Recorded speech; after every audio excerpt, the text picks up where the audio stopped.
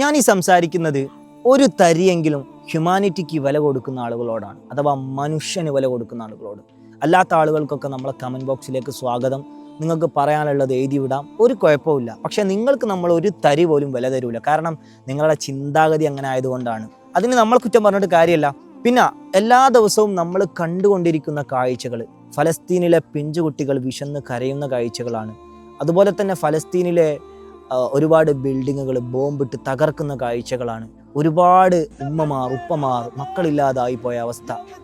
എന്നാൽ ഇതേ ഫലസ്തീനിനെ തോന്നിപ്പിക്കുന്ന വിധത്തിലാണ് സുഡാൻ എന്ന് പറയുന്ന രാജ്യത്ത്, ഞാൻ ഈ സംസാരിക്കുന്ന സമയത്ത് തന്നെ ഏകദേശം 2 ലക്ഷമോ 3 ലക്ഷമോ ആളുകൾ അവിടെ മരണപ്പെട്ട് തന്നെ കഴിഞ്ഞിട്ടുണ്ടാകും.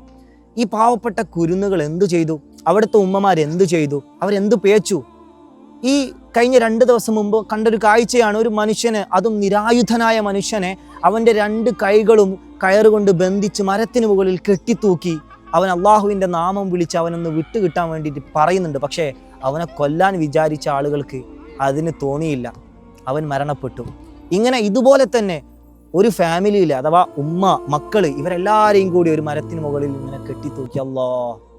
അതുപോലെ തന്നെ പിഞ്ചുകുട്ടികൾ ചുവന്ന കണ്ണുമായി കരയുന്ന കാഴ്ചകൾ, മനുഷ്യരെങ്ങനെ അട്ടിക്കിട്ട് മയ്യത്തുകൾ, അതുപോലെ തന്നെ കൂട്ടിയിട്ട് വെടിവെക്കുന്ന കാഴ്ചകൾ. അതും ഒരു രാജ്യത്തുള്ള 2 സൈന്യങ്ങളാണ് ഏറ്റുമുട്ടുന്നത്. അവിടെ പാവം പിടിച്ച നിരായുധരായ ഈ മനുഷ്യർ എന്ത് പേച്ചു?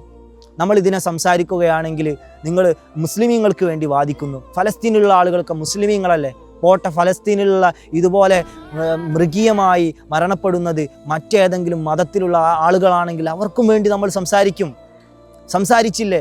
നമ്മുടെ രാജ്യത്ത് നടന്നപ്പോൾ നമ്മുടെ രാജ്യത്ത് എത്ര കൂട്ടക്കുരുതികൾ കഴിഞ്ഞു. അതിനൊക്കെ എതിരെ ഇത്തരത്തിൽ മനുഷ്യന് വില കൊടുക്കുന്ന ആളുകൾ സംസാരിക്കും. സുഡാനിൽ നിന്ന് വന്നുകൊണ്ടിരിക്കുന്ന ഈ കാഴ്ചകൾ ഒരിക്കലും അംഗീകരിക്കാൻ പറ്റാത്തതാണ്.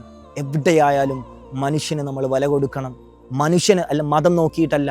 അവൻ ക്രിസ്ത്യനാവട്ടെ, ഹിന്ദു ആവട്ടെ, മുസ്ലിം ആവട്ടെ, അവിടെ നമ്മൾ മനുഷ്യന് വില കൊടുക്കണം.